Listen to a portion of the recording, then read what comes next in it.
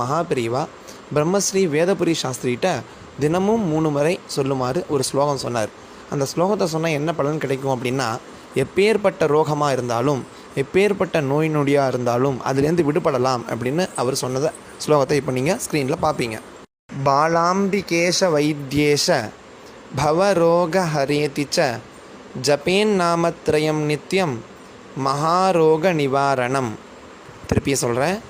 பாலாம்பிகேஷ வைத்தியேஷ பவரோக ஹரேதி ச ஜபேன்னாமத்ரயம் நித்யம் மகாரோக நிவாரணம் அப்படின்னு சொன்னார்.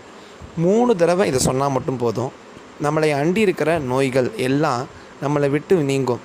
இதை நம்ம மட்டும் வச்சுக்கூடாது. இதனால் அப்படின்னா எப்போவுமே ஒரு மந்திரமாக இருந்தாலும் ஸ்லோகமாக இருந்தாலும் குழுவாக சேர்ந்து நிறையா பேர் சேர்ந்து சொன்னால் மட்டும்தான் அந்த ஸ்லோகத்தினுடைய மந்திரத்தினுடைய சித்தியே கிடைக்கும். அப்படி உங்களுக்கு தெரிஞ்சவங்களுக்கு இதை பகிர்ந்தீங்க அப்படின்னா நிறையா பேர் இதை பாராயணம் பண்ண ஆரம்பிச்சிட்டாங்க அப்படின்னாலே நம்ம நோய் நொடியிலேருந்து காத்து நம்மளை மகாபிரிவா காப்பார், சர்வேஸ்வரன் காப்பாற்றுவான், அம்பாள் காப்பாற்றுவா. கண்டிப்பாக மகாபிரிவா வாக்கு பொய்க்கவே பொய்க்காது.